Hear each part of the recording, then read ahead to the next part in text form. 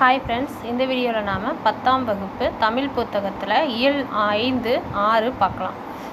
போன வீடியோவில் நியூ புக்கில் இயல் 5ல் முக்கியமான புக் பேக் கொஸ்டின்ஸும் முக்கியமான பாயிண்ட்ஸும் பார்த்தோம் இயல் 5ல். இந்த video old book Tamil book தான். இந்த வீடியோவில் லைன் பை லைன் கொஸ்டின்ஸு வினாவிடை அடிப்படையில் பார்க்கலாம். அந்த வீடியோவும் பாருங்கள், அது நியூ புக்கில் உங்களுக்கு ரொம்ப யூஸ்ஃபுல்லாக இருக்கும் ரிவிஷனுக்கு. இது ஓல்டு புக்கு இயல் 5 6 பார்க்கலாம். இந்த வீடியோவில் லைன் பை லைன் கொஸ்டின் தான். இது ரொம்ப யூஸ்ஃபுல்லாக இருக்கும் உங்களுக்கு ரிவிஷனுக்கு. ஸ்கிப் பண்ணாமல் பார்க்கலாம் வாங்க. சேக்கிழாரின் இயற்பெயர் யாது? அருண்மொழி தேவர். சேக்கிழாரின் இயற்பெயர் அருண்மொழி தேவர்.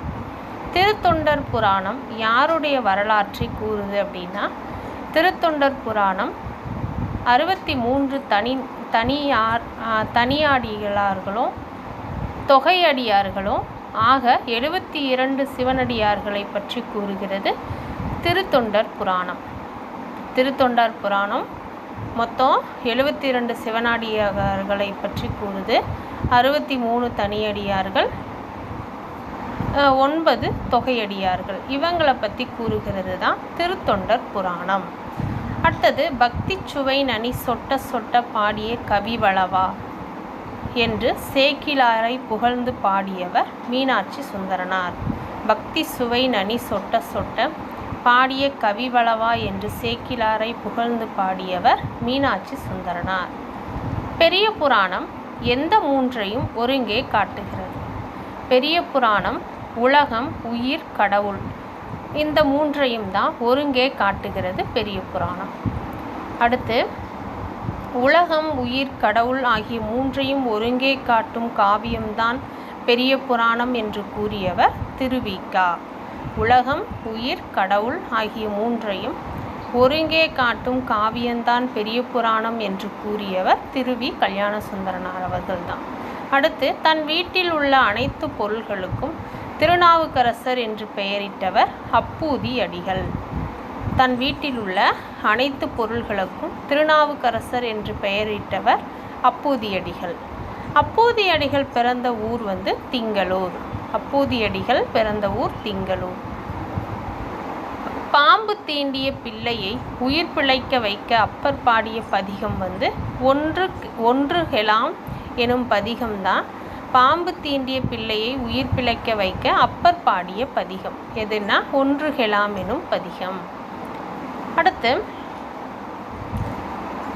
அப்பூதியடிகளின் எந்த மகனை பாம்பு தீண்டியதுன்னா முதல் திருநாவுக்கரசர் தான். அவருடைய மகன்களுக்கெல்லாம் அவர் முதல் திருநாவுக்கரசர், 2ஆம் திருநாவுக்கரசர் தான் பேர் வச்சிருக்காரு இல்லையா? அவருடைய எந்த மகனை பாம்பு தீண்டியது அப்படின்னா முதல் திருநாவுக்கரசர் அப்படிங்கிற முதல் மகனை தான் பாம்பு தீண்டியது. சேக்கிழார் எந்த சோழ மன்னனின் தலைமை அமைச்சராக இருந்தார்னா அனபாய சோழன் அப்படிங்கிற மன்னனுடைய தலைமை அமைச்சராக சேக்கிழார் இருந்தார்.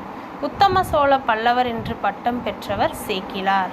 உத்தம சோழ பல்லவர் என்ற பட்டம் பெற்றவர் சேக்கிழார். சேக்கிழாரின் காலம் 12ஆம் நூற்றாண்டு.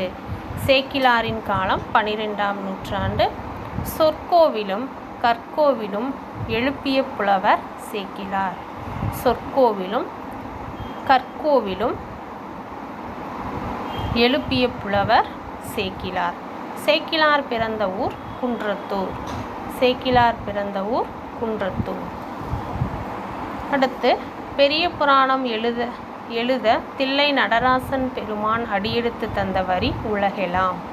பெரிய புராணம் எழுத தில்லை நடராசன் பெருமான் அடியெடுத்து தந்த வரினா உலகெலாம் அப்படிங்கிற வரி. பொங்குகடல் கடல் கல்மிதப்பிற் போந்தேறியவர் என்ற வரியில் கூறப்பட்டது திருநாவுக்கரசர் தான். அவரை தான் அவர் தான் இந்த வரிகளில் சொல்லியிருக்காங்க. பொங்குகடல் கல்மிதப்பிற் போந்தெரியவர் அப்படிங்கிற வரிகளில் கூறப்பட்டவர் திருநாவுக்கரசர். அடுத்து, சூளை நோயால் ஆட்கொள்ளப்பட்டவர் திருநாவுக்கரசர். அடுத்து, ஒளிப்படம் எடுக்கும் முறையை கண்டுபிடித்த ஆண்டு 1830. அடுத்து, ஓடும் குதிரையை இயக்கப்படமாக முதலில் எடுத்தவர் எட்வர்ட் மைப்ரிட்சன் தான் ஓடும் குதிரையை இயக்கப்படமாக முதலில் எடுத்தவர். படச்சுருள் உருவாகும் முறையை கண்டுபிடித்தவர் ஈஸ்ட்மேன். ஒருவர் மட்டும் பார்க்கும் படக்கருவியை கண்டுபிடித்தவர் எடிசன். அடுத்து இயக்கப்படத்தை பலரும் பார்க்கும் வகையில் வடிவமைத்தவர் பிரான்சிஸ் சென்கின்ஸ் தான். அவர் அமெரிக்க நாட்டைச் சேர்ந்தவர். அடுத்தது இயற்கை படத்தை பலரும் பார்க்கும் வகையில் பிரான்ஸ் சென்கின்ஸ் வடிவமைத்த ஆண்டு கிபி 1894 ஆண்டு. இயக்கப்படத்தை பலரும் பார்க்கும் வகையில் வடிவமைத்து பிரான்சிஸ் சென்கின்ஸ் வெளியிட்ட இடம் ரிச்மண்ட். படப்பிடிப்பு கருவியில் ஓரடியில் நீளமுள்ள படச்சுருளில் எத்தனை படங்கள் எடுக்கலாம் அப்படின்னா 16 படங்கள் எடுக்கலாம். திரைப்பட சுருள் செய்யப்படும் பொருள் செல்லுலாய்டு அப்படிங்கிற பொருளில் தான் திரைப்பட சுருள் செய்யப்படுது. கருத்து படம் அமைக்க தொடங்கியவர் வால்ட் டிஸ்னி.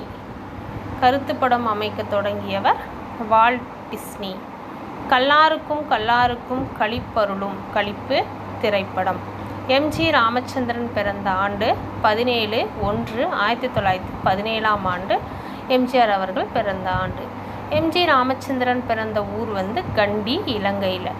எம்ஜி ராமச்சந்திரன் அவர்கள் புதிய கட்சி துவங்கிய ஆண்டு 1972. எம்ஜி ராமச்சந்திரன் அவர்கள் மாநில சட்டமன்ற மேலவை உறுப்பினரை தேர்ந்தெடுக்கப்பட்ட ஆண்டு 1963 தான் எம்ஜிஆர் அவர்கள் மாநில சட்டமன்ற மேலவை உறுப்பினராக தேர்ந்தெடுக்கப்பட்டார். அடுத்து எம்ஜி ராமச்சந்திரன் அவர்கள் பரங்கிமலை சட்டமன்ற உறுப்பினராக தேர்ந்தெடுக்கப்பட்ட ஆண்டு 1967 தான் தேர்ந்தெடுக்கப்பட்டார். எம்ஜி ராமச்சந்திரன் அவர்கள் தமிழக முதல்வராக தேர்ந்தெடுக்கப்பட்ட ஆண்டு 1977. அடுத்து எம்ஜி ராமச்சந்திரன் அவர்கள் எந்த ஆண்டு பாரத ரத்னா விருது பெற்றார் அப்படின்னா 1988 தான் எம்ஜிஆர் அவர்கள் பாரத ரத்னா விருது பெற்றார் 1988. அப்புறம் கடின உழைப்பே ஒரு நாட்டுக்கு வளர்ச்சியை கொடுக்கும் என்று நம்பிய தலைவர் எம்ஜிஆர். தமிழகத்தில் சிறந்த நடிகருக்கான பாரத் பட்டம் பெற்றவர் எம்ஜி ராமச்சந்திரன் அவர்கள். போலி புலவர்கள் கூட்டம் பெருகாமல் இருக்க தலையில் குட்டிய புலவர் அதிவீரராம பாண்டியர். போலி புலவர்கள் கூட்டம் பெருகாமல் இருக்க செவியை அறுத்த புலவர் வில்லிபுத்தூரான் தான். போலி புலவர்கள் கூட்டம் பெருகாமல் இருக்க செவியை அறுத்தவர். தலையில் குட்டியவர் அதிவீரராம பாண்டியர். போலி புலவர்கள் கூட்டம் பெருகாமல் இருக்க தலையை வெட்டிய புலவர் யாருன்னு கேட்டால் ஒட்டக்கூத்தர். நாற்கரம் எனப்படுபவை மனம், புத்தி, சித்தம், அகங்காரம். இது 4 தான் நாற்கரணம் என அழைக்கப்படுது. நெறிநாளு எனப்படுபவை வைதருப்பம், ஆசுகவி, கௌடதம், மதுரகவி, பாஞ்சாலம், சித்திரக்கவி, மாகதம், வித்தாரக்கவி ஆகியவை தான் நெறி 4 எனப்படுகிறது. நாற்பொருள் எனப்படுபவை அறம், பொருள், இன்பம், வீடு. இது 4 தான் 4 பொருட்கள் நாற்பொருள் எனப்படுது. இலக்கியம் எந்த வெண்பாக்களால் பாடப்படுகிறதுனா களிவெண்பாவால் தான் தூது இலக்கியம் பாடப்படுது. தூது இலக்கியம் களிவெண்பாவால் பாடப்பட்டது. பக்ருளி ஆற்றுடன் பன்மலை அடுகத்து குமரிக்கோடும் கொடுங்கடல் கொள்ள என்ற வரி இடம்பெற்றுள்ள நூல் சிலப்பதிகாரம். திங்களோடும் செலும்பருதி தன்னோடும் விண்ணோடும் என தமிழில் பழஞ்சிறப்பினை பாடியவர் புரட்சி கவிஞர் பாரதிதாசன். திங்களோடும் செலும்பருதி தன்னோடும் விண்ணோடும் என்ற தமிழின் பழஞ்சிறப்பினை பாடியவர் புரட்சி கவிஞர் பாரதிதாசன். அடுத்து தமிழ் கெழு கூடல் என்ற வரி இடம்பெற்றுள்ள நூல் புறநானூறு. அடுத்து தமிழ் வேலி என்ற வரி இடம்பெற்றுள்ள நூல் பரிபாடல். கூடலின் ஆய்ந்த ஓன்தீன் தமிழன் என்ற வரி இடம்பெற்றுள்ள நூல் மாணிக்க வாசகம். நீரின் வந்த நிமிர்பரி புரவியும் என்ற வரி இடம்பெற்றுள்ள நூல் பட்டினப்பாலை. நரம்பின் மறை என்ற வரி இடம்பெற்றுள்ள நூல் தொல்காப்பியம். இசை மரபுகள் வெளிப்படுத்தும் நூல்கள் சில: தொல்காப்பியம், சங்க இலக்கியம், சிலப்பதிகாரம். இந்த 3 நூல்களும் இசை மரபுகளை வெளிப்படுத்தும் நூல்களாகும். அடுத்து மனித நாகரிக தொட்டில் என அழைக்கப்படும் நாடு லெமூரியா கண்டம். அடுத்து பண்ணோடு தமிழொப்பாய் என்ற வரி இடம்பெற்றுள்ள நூல் தேவாரம். பண்ணோடு தமிழொப்பாய் என்ற வரி இடம்பெற்றுள்ள நூல் தேவாரம். அடுத்து தமிழ் சங்கம் இருந்தது என்ற மரபு செய்தி இடைவிடாத இருந்து வருகிறது. இந்தியாவில் இத்தகைய மரபு செய்தி வேறெங்கும் இல்லை என்று கூறியவர் தனிநாயகம் அடிகள். பெண்களின் பெருவீரத்தை பாடுபவர் ஓக்கூர் மாசாத்தியார்.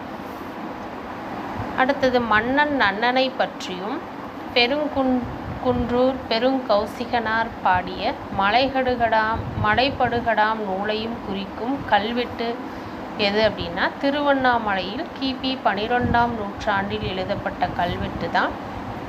மன்னன் நன்னனை பற்றியும் பெருங்குன்றூர்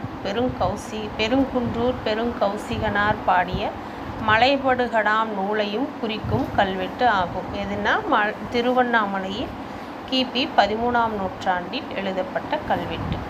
அடுத்து பூம்புகார் அருகில் உள்ள கிளார்வெளி கடல் அகழாய்வு நடந்த ஆண்டு 1963.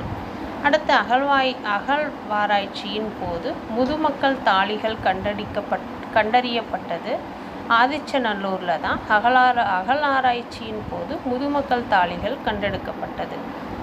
அடுத்து ஆதிச்சநல்லூரில் எந்த ஆண்டுகள் முதுமக்கள் தாழிகள் கண்டறியப்பட்டதுன்னா 1976, 2003 தான் ஆதிச்சநல்லூரில் முதுமக்கள் தாழிகள் கண்டறியப்பட்டது.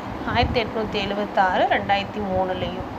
தங்கம், வெள்ளி, செம்பு, இரும்பு ஆகிய உலோகங்களால் செய்யப்பட்ட காசுகள் கண்டறியப்பட்ட இடங்கள் தர்மபுரி, கரூர், மதுரை. அடுத்து காசுகளில் கண்டறியப்பட்ட முத்திரைகள் சூரியன், மலைமுகடு, 6, ஸ்வஸ்திகம், கும்பம். இதெல்லாம் காசுகளில் கண்டறியப்பட்ட முத்திரைகள். அடுத்து கிளார்வெளி ஆய்வில் கண்டறியப்பட்டது கிபி 3ஆம் நூற்றாண்டைச் சேர்ந்த கட்டிட இடிபாடுகள், படகுத்துறை, அரைவட்ட வடிவ நீர்த்தேக்கம், புத்த விகாரம், வெண்கலத்தாலான புத்தர் பாதம். இவைகளெல்லாம் கிளார்வெளி ஆய்வில் கண்டறியப்பட்டது. அடுத்து காவேரி பூம்பட்டினம் எனும் நகரம் இருந்தது என்பதற்கு தடயங்கள் கிடைத்த இடம் கிளார்வெளி. அடுத்து தமிழர் வீர விளையாட்டான ஏறு தழுவுதல் சான்று கிடைத்த இடம் மொஹஞ்சதரோ. அடுத்து முதலிலார்க்கு ஊதியம் இல்லை மதலையாம் என்ற குறளில் பயின்று வரும் அணி எடுத்துக்காட்டு உமையணி. அடுத்து பொருளல்லவரை பொருளாக செய்யும் என்ற குறளில் பயின்று வரும் அணி எடுத்துக்காட்டு உமையணி தான். இந்த திருக்குறள் இயல் 7 உடைய தொடக்கம் தான் திருக்குறள். 5, 6 இருக்கிற முக்கியமான கொஸ்டின்ஸ் எல்லாம் நம்ம பார்த்துட்டோம். அடுத்த திருக்குறள்ல இருந்து இயல் 7 பார்க்கலாம். நன்றி, வணக்கம்.